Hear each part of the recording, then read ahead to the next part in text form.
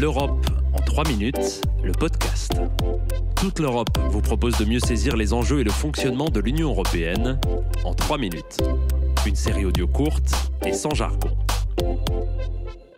Bonjour, je m'appelle Barthélémy Gaillard et aujourd'hui on va s'intéresser à ce qui sera probablement votre sésame pour voyager en Europe cet été, le pass sanitaire ou certificat numérique européen Covid de son nom officiel.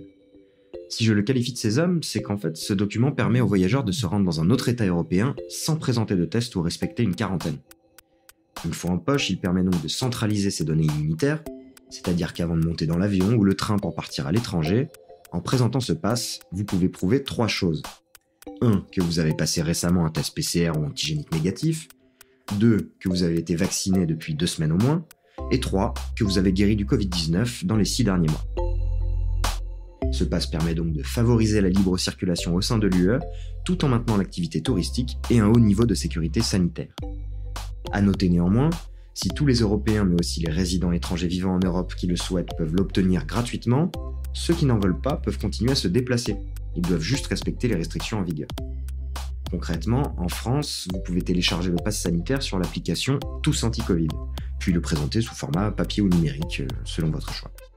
Il comporte un QR code qui permet aux agents des douanes ou aux stewards des compagnies aériennes d'avoir un accès momentané à vos informations de santé. J'insiste sur le momentané, car la question de la protection des données personnelles a été largement abordée au cours de l'adoption du pass sanitaire. Résultat, le texte voté insiste bien sur le fait que les États membres ont interdiction de conserver les données des touristes. En clair, si vous êtes français et si vous vous êtes fait vacciner en France, seule l'administration française en gardera trace. Et pas les douanes italiennes, même si vous partez en vacances à Rome. Si tous les États se réjouissent de ce nouveau cadre européen, ils ont quand même insisté pour obtenir quelques libertés dérogatoires. Par exemple, en cas de flambée épidémique, les États membres peuvent continuer à imposer des tests ou des quarantaines aux porteurs du pass sanitaire.